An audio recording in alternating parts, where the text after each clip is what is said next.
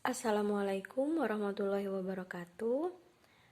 Karena 2 minggu lagi kita akan PAS, maka saya memberikan soal latihan PAS sesuai dengan kisi-kisi dari PAS yang akan kalian kerjakan nanti. Ini adalah pembahasan dari soal latihan PAS. Jadi silahkan diperhatikan karena ini sudah sesuai dengan kisi-kisi dari PAS yang akan kalian laksanakan nanti. Nah, untuk pertemuan kali ini kita akan membahas bab 1 dan 2, yaitu bab pola bilangan dan bab sistem koordinat kartesius. Untuk 2 bab selanjutnya kita bahas pada pertemuan selanjutnya.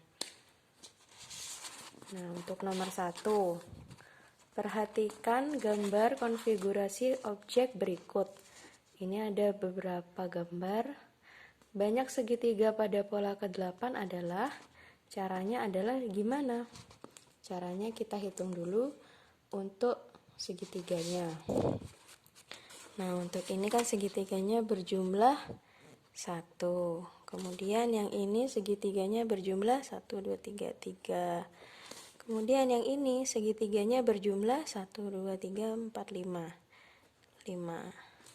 Nah, untuk U1-nya itu 1, U2-nya 3, dan U3-nya 5. Yang ditanyakan adalah banyak segitiga pada pola ke-8.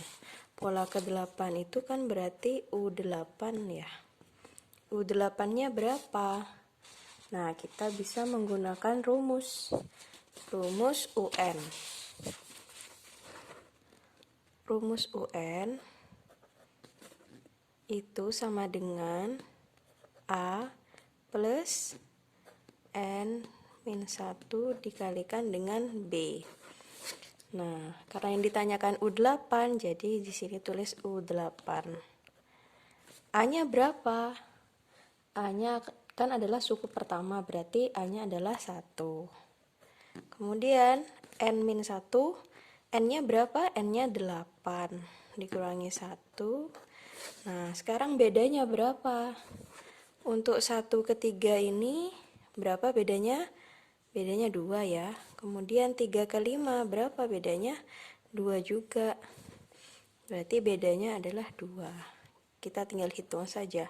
1 ditambah 8 dikurangi 1, 7 dikali 2 sama dengan 1 ditambah 14 sama dengan 15. Jadi banyak segitiga pada pola ke-8 adalah 15. Nah, untuk selanjutnya soal nomor 2. Pada pola bilangan persegi, banyak titik pada pola ke-13 adalah berapa? Nah, untuk pola persegi, berarti kan untuk yang pertama, seperti ini kan, hanya ada 1 persegi. Kemudian pola kedua, itu ada 4 persegi. Kemudian pola ketiga ada berapa? Ada 9 persegi ya.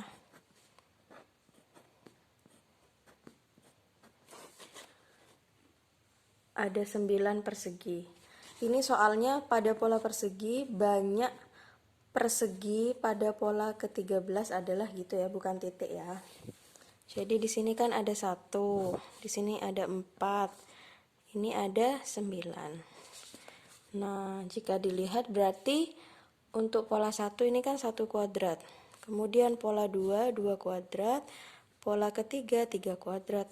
Ini sama dengan 9. Nah, jika yang ditanyakan pola ke-13, yang ditanyakan kan pola ke-13. Berarti cara menghitungnya adalah 13 kuadrat. 13 kuadrat sama dengan berapa? Kan 13 dikali 13 kan? Hasilnya adalah 169. Jadi hasilnya adalah 169 yang D. Gitu ya. Untuk soal nomor 3, suku ke-9 dari barisan aritmetika 3, 7, 11, dan 15 adalah, nah pertama kita harus tahu dulu yang mana yang A. Nah yang A adalah ini ya, 3-nya. Kemudian bedanya berapa? Kita hitung. Nah 7 dikurangi 4 berapa? 7 dikurangi 3 berapa? 4 kan? Kemudian 11 dikurangi 7 juga 4. 15 dikurangi 11 juga 4. Berarti bedanya 4, A-nya 3. Nah, ini tinggal kita substitusikan pada rumusnya. Nah, UN kan rumusnya adalah A plus N min 1 dikalikan B. A-nya tadi berapa? A-nya adalah 3. Kemudian karena yang ditanyakan U9, di sini kita tulis saja U9.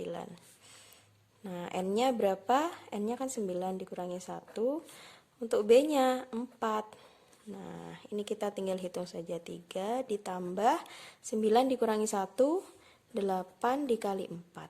Sama dengan 3 ditambah 32. Hasilnya adalah 35. Jadi, suku ke-9 dari barisan aritmatika ini adalah 35. Jawabannya adalah B. Kemudian nomor 4. Dua suku berikutnya dari barisan Fibonacci adalah, ini barisannya. Nah, untuk Fibonacci berarti kan ini itu 3 ini merupakan hasil penjumlahan dari 1 dan 2. Kemudian 5 ini hasil penjumlahan 2 dan 3 dan seterusnya. Jadi jika kita ingin mengetahui dua suku berikutnya, kita tinggal menjumlahkan yang ini. 5 ditambah 8. Hasilnya berapa? Hasilnya adalah 13. Kemudian kita tulis saja di sini. Nah, untuk suku berikutnya, karena yang ditanyakan adalah dua suku berikutnya. Untuk suku yang pertama yang kita temukan adalah 13. Kemudian untuk suku berikutnya, kita jumlahkan lagi dua suku sebelumnya, yaitu 8 dan 13 kan, kita jumlahkan. Berarti hasilnya adalah 21. Sehingga jawabannya adalah 13 dan 21. Itu ada di A ya. Jadi jawabannya adalah A. Untuk nomor selanjutnya, terdapat suatu deret aritmetika 1 ditambah 3 ditambah 5 ditambah 7 dan seterusnya.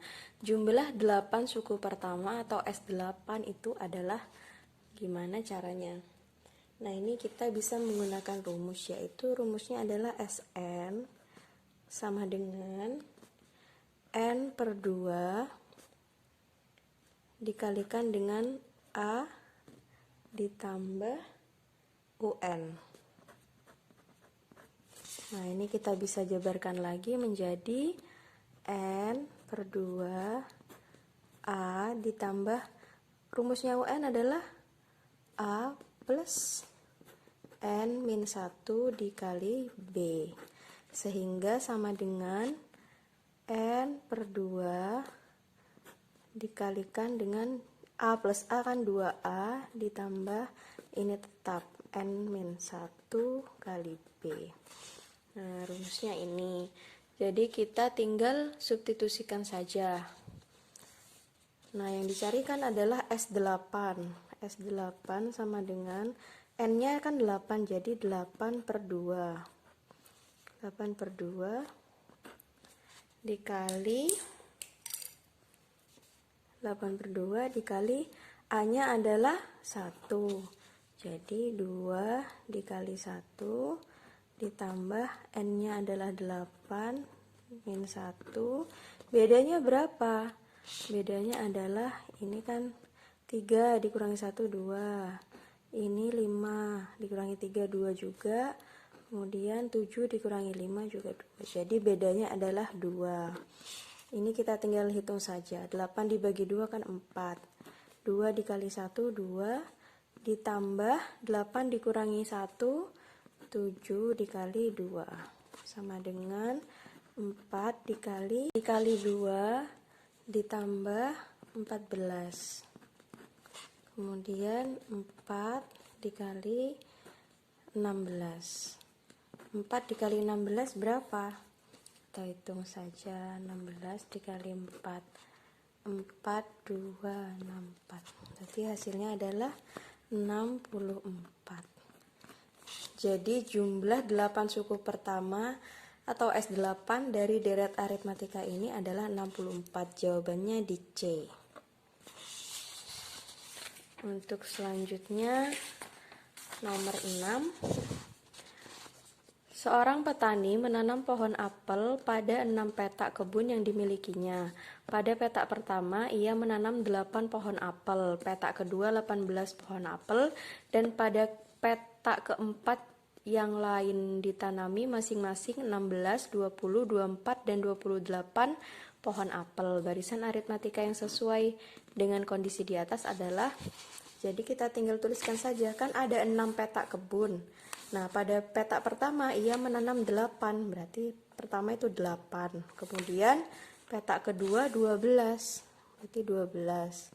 Kemudian petak selanjutnya adalah 16, 20, 24, dan 28. Kita tuliskan saja, kita urutkan. 20, 24, 28. Jadi barisan aritmatika yang sesuai dengan kondisi ini adalah ini. 8, 12, 16, 20, 24, dan 28. Untuk di jawabannya itu adalah D ya. Kemudian nomor 7. Seorang petani menanam pohon apel pada 6 petak. Ini soalnya sama dengan ini ya. Pertanyaannya, nilai A dan B pada barisan tersebut adalah, nah barisannya kan adalah ini. Karena soalnya sama ya. Barisannya adalah ini. Berarti kita tinggal lihat saja.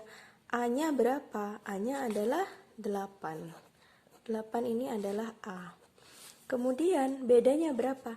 Tinggal kita cari saja rentangnya. Jadi tinggal 12 dikurangi 8 kan 4. Ini juga 4 bedanya. Kemudian 20 kurangi 16 juga 4 toh. 24 dikurangi 20 juga 4. 28 dikurangi 24 juga 4.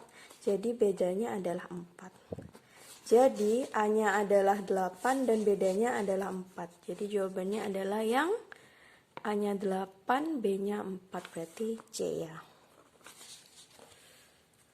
Nah, untuk yang selanjutnya nomor 8.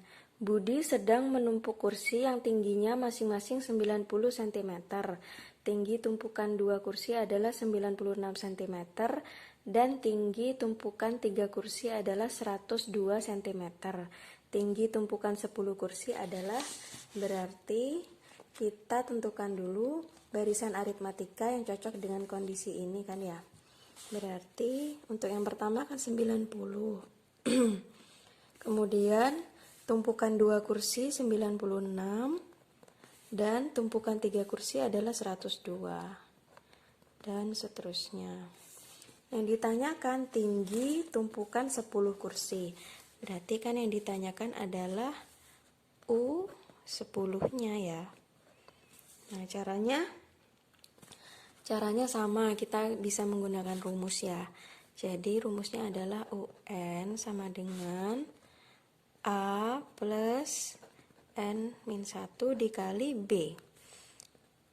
Yang ditanyakan adalah U10. Berarti A-nya adalah ini 90. Kemudian N-nya kan 10 dikurangi 1. Bedanya berapa? Bedanya adalah 6 ya, karena 90 ke 96 kan 6. Kemudian 96 ke 102 kan juga bedanya adalah 6. Jadi bedanya 6. Nah, ini kita tinggal hitung saja. Berarti 90 ditambah 10 dikurangi 1 adalah 9 dikali 6. 90 ditambah 9 kali 6 adalah 54. Jadi hasilnya adalah 144 cm. Jadi jawabannya ada di C. Untuk yang selanjutnya, soal nomor 9, perhatikan gambar berikut. Meja terletak pada koordinat. Nah, ini kita sudah masuk pada bab sistem koordinat kartesius. Kita tinggal lihat saja untuk letak meja itu di mana koordinatnya. Nah, meja kan di sini. Ini meja ya. Jadi kita lihat dulu sumbu X-nya berapa. Untuk meja kan sumbu X-nya adalah 3. Kemudian sumbu Y-nya A, B, C, D. Di sini ya. Ini ya. Jadi D. Nah, sehingga untuk koordinatnya adalah 3, D. Jadi jawabannya adalah yang B. Gitu ya. Nah, untuk soal yang selanjutnya, nomor 10. Perhatikan gambar peta berikut. Letak kota Kudus adalah di antara. Nah, Kudus itu di sini. Kudus itu di sini. Jadi, untuk letaknya berada di antara 110 bujur timur, 110 derajat bujur timur, dan 111 derajat bujur timur, serta berada di antara 6 derajat lintang selatan dan 7 derajat lintang selatan. Jadi jawabannya adalah 110 dan 111 bujur timur dan 6 derajat sampai 7 derajat. Jadi jawabannya adalah yang A. Kemudian selanjutnya, berikut ini yang terletak di antara 110 derajat bujur timur dan 111 derajat bujur timur serta 7 derajat lintang selatan dan 8 derajat lintang selatan kecuali apa? Nah, 110 berarti kan ini 110 dan 111. 7 sampai 8 di sini berarti yang ini kan? Berarti yang dimaksud adalah yang kotak ini. Nah, karena kecuali berarti kita mencari yang kecuali. Di pilihannya adalah Temanggung. Temanggung, Ungaran, Boyolali, dan Kudus. Nah, Kudus kan ada di sini. Berada di luar ini kan yang ditanyakan ini kecuali yang ada di kota ini. Berarti jawabannya adalah Kudus. Gitu ya. Terus untuk soal selanjutnya, gambarkan titik A 1,2, B negatif 1, negatif 3, C 3, negatif 3 pada bidang koordinat kartesius. Kemudian yang ditanyakan adalah bangun yang terbentuk dari titik-titik yang dihubungkan.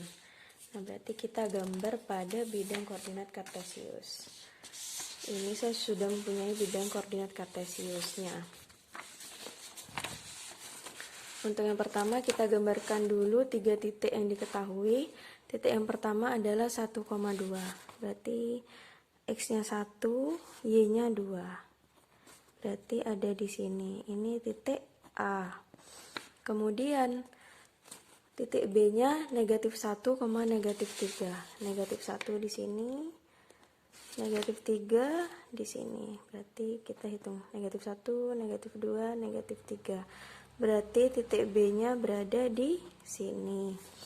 Kemudian titik yang C 3, negatif 3. Berarti X-nya adalah 3 dan Y-nya adalah negatif 3. Berarti X-nya 3, Y-nya negatif 3. Berarti di sini titiknya untuk C.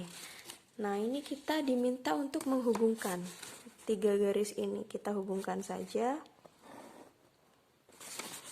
Kita hubungkan seperti ini.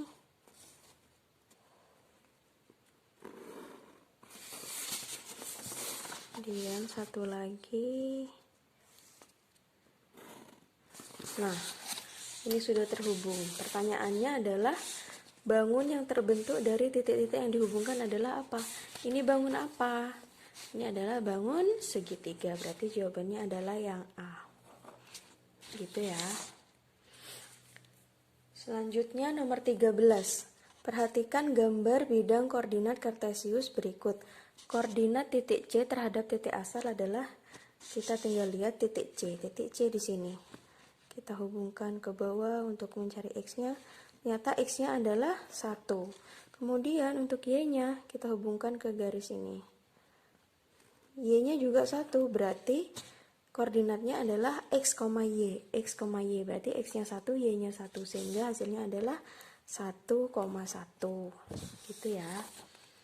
Kemudian untuk yang nomor 14, perhatikan gambar bidang koordinat kartesius berikut. Titik yang terletak pada kuadran 1 adalah, nah masih ingat kan kuadran itu gimana ya? Ini adalah kuadran 1, ini kuadran 2, ini kuadran 3, dan ini kuadran keempat. Berarti untuk yang berada di kuadran 1 adalah titik A, ya. Jadi jawabannya adalah A. Kemudian nomor 15. Perhatikan bidang koordinat kartesius berikut. Koordinat titik C terhadap titik D adalah, jadi koordinat titik C terhadap titik D, sehingga yang kita anggap 0,0 adalah titik D ya. Kita gambarkan garisnya sehingga nanti lebih jelas.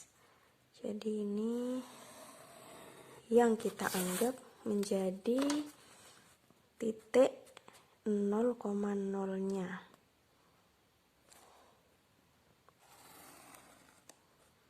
Nah, sekarang 0,0-nya berganti ke garis ini.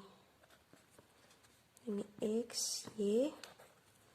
Nah, kita titik-titiknya kita sesuaikan. Ini. Kemudian gini ya.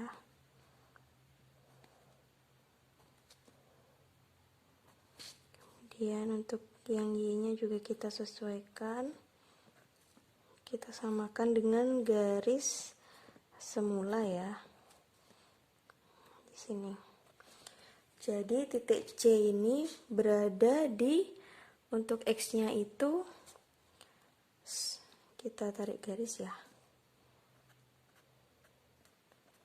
Di sini. Ini berapa? Ini kan 0, ini 0. Berarti di sini negatif 1, negatif 2, negatif 3. Nah, ternyata X-nya adalah negatif 3. Sekarang kita cari Y-nya. Y-nya berarti kita hubungkan ke garis ini. Nah, Y-nya di sini. Kita hitung. Ini kan 0, 1, 2, 3. Berarti 3 di sini. Nah, ternyata Y-nya 3. Sehingga X, Y-nya adalah X-nya negatif 3, Y-nya 3. Berarti jawabannya adalah negatif 3,3. Berarti yang jawabannya adalah yang A. Gitu ya caranya. Nah, untuk nomor yang terakhir, gambarkan titik A 2,1, B negatif 2, negatif 2, C 4, negatif 2, D negatif 1,4 pada bidang koordinat kartesius. Dan kita diminta untuk menentukan koordinat titik A terhadap titik B. Jadi kita gambarkan di sini titik-titiknya. Titik A 2,1 berarti X-nya 2, Y-nya 1, berarti X-nya 2 di sini ya, Y-nya 1. Berarti di sini adalah titik A. Kemudian titik B-nya negatif 2, negatif 2. Berarti X-nya negatif 2, Y-nya juga negatif 2. Berarti titiknya di sini. Ini untuk B. Kemudian untuk titik C-nya 4, negatif 2. 1, 2, 3, 4. X-nya 2, Y-nya negatif 2. Berarti di bawah ya. Berarti di sini. Ini kan lurus ya. Berarti C-nya di sini. Kemudian untuk D-nya negatif 1,4. Negatif 1,4. Negatif 1, Y-nya 4. Kita hitung 3. Berarti di sini titik D-nya. Nah, yang ditanyakan adalah koordinat titik A terhadap titik B. Berarti yang kita anggap 0,0 adalah titik B. Jadi kita gambarkan garis yang baru.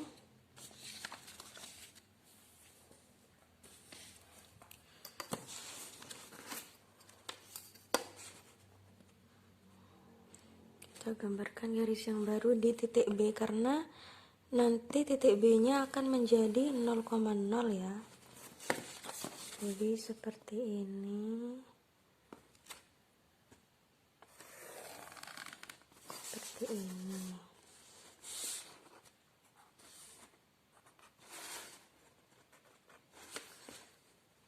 Nah, kita tinggal lihat saja. Berarti kan garisnya kita luruskan ke sumbu X dan sumbu Y-nya, dan kemudian kita akan menghitungnya. Nah, ini kan 0, berarti di sini 1, 2, 3, 4. Berarti X-nya itu adalah 4. Kemudian Y-nya kita hitung 1, ini kan 0 di B-nya. Berarti Y-nya 1, 2, 3. Berarti Y-nya adalah 3. Sehingga titiknya adalah X, Y. X-nya 4, Y-nya 3. Jadi koordinat titik A terhadap titik B adalah 4,3. Di soal jawabannya adalah yang B. Nah, itu merupakan 16 latihan soal untuk PAS yang akan kalian laksanakan nanti. Silahkan dipelajari dan dipahami. Jika ingin bertanya, silahkan langsung bertanya kepada saya. Dan mungkin itu saja yang dapat saya sampaikan pada kesempatan kali ini. Kurang lebihnya mohon maaf. Assalamualaikum warahmatullahi wabarakatuh.